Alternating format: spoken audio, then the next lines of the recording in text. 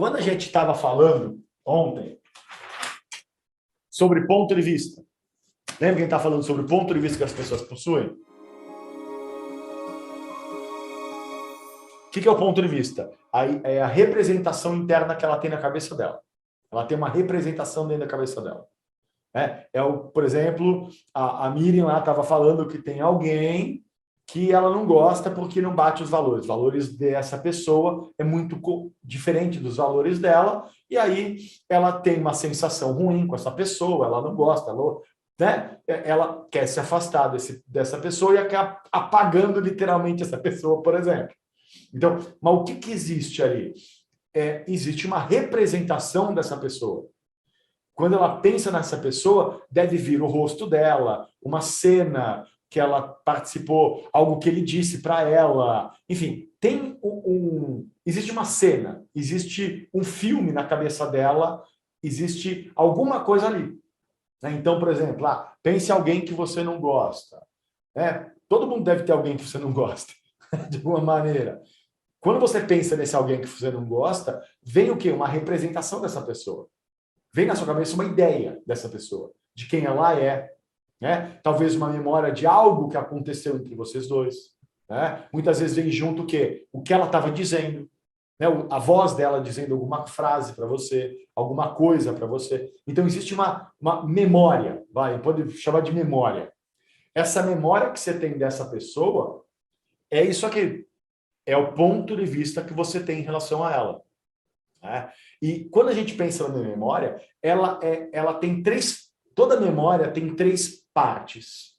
Toda memória que você tem, ela tem três partes dentro de uma memória. A primeira parte de uma memória é aquilo que a gente chama de o que você enxerga, o visual. Então você enxerga coisas, você enxerga pessoas, você enxerga uma cena. É a questão visual. Aquilo que você poderia detalhar o que você está vendo na sua cabeça. A lembrança dessa pessoa, a lembrança dessa cena, a lembrança daquela experiência. Então, tem o quesito visual.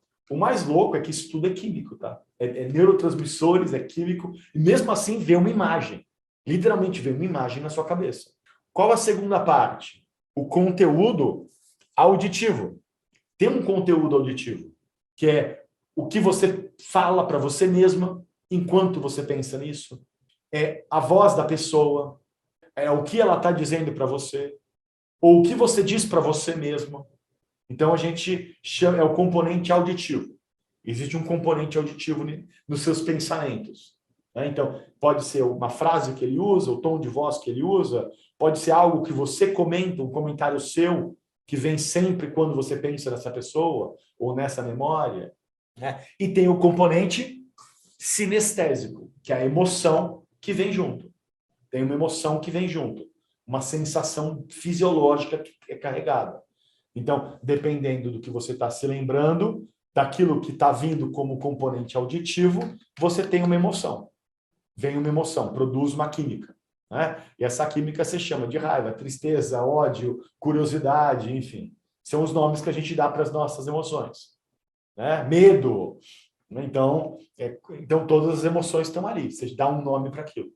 Então, toda emoção, toda lembrança, ou melhor, todo pensamento tem um componente visual, auditivo e sinestésico. E a mistura do visual, auditivo e sinestésico é o quê? O que você está pensando. Então, por exemplo, você está pensando no seu café da manhã. Quando você pensa no seu café da manhã de hoje, o que vem na sua cabeça? Vem o que você comeu, talvez o gosto, a sensação prazerosa, ou não, vai que foi um café da manhã ruim, vem uma emoção, talvez tenha um comentário junto, por exemplo, puxa, o ovo queimou, o ovo estava ruim.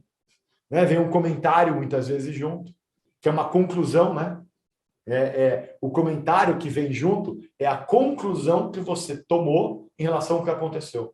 Então, sei lá, você teve experiência com alguém, você se lembra da cena, aí você comenta. O comentário seu é, puxa, que cara chato. Aí a conclusão que você chegou com aquilo que aconteceu e vem uma emoção. Puxa, uma emoção negativa. Vem uma sensação ruim ali. Então, nós vamos brincar de separar isso aqui. Porque uma vez que você consegue separar os componentes entre o que você vê, o que você ouve, o que você sente, fica mais fácil você trabalhar essa lembrança, essa memória e essa representação. Então, por exemplo, vamos brincar com algo mais você com você mesmo. Vamos pensar algo você com você mesmo. Todo mundo aqui tem algum momento que você fez alguma coisa errada, você fez alguma cagada, você errou alguma coisa e você vai lá e você se xinga? Quem aqui costuma se punir verbalmente? Seu idiota, seu burro, você não devia ter feito isso, seu idiota mesmo, você não vai conseguir nada na vida, sei lá, alguma coisa que você diz para você, normalmente quando você faz cagada, quando alguma coisa der errada e você joga a responsabilidade para si mesmo. Então, talvez você tenha uma frase que você usa, talvez você tenha várias frases, não importa, mas escolhe uma.